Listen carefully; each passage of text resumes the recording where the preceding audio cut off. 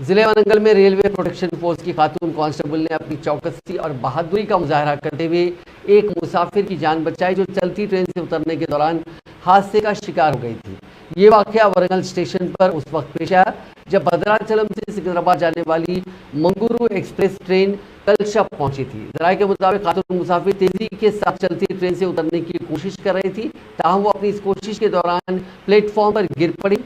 उनका हाथ door handle में फंस गया और कुछ फासले तक ट्रेन उन्हें घसीटते हुए लगी। इस पर फौरी तौर पर चौकसी का मुजाहरा करते हुए खातून कांस्टेबल, जिसकी शिनाख्त सोनाली के तौर पर की गई, उन्होंने मुसाफिर के पास पहुंची और उनको बचाने के लिए उनके पैर को खींचा और उनकी जान के खतरे की सूरत हाल से बचाने में कामयाबी हासिल की। ओहदेदारों ने खातून कांस्टेबल की चौकसी और फराइज की बेहतर तौर पर अंजामदही पर सोनाली की सताइश की।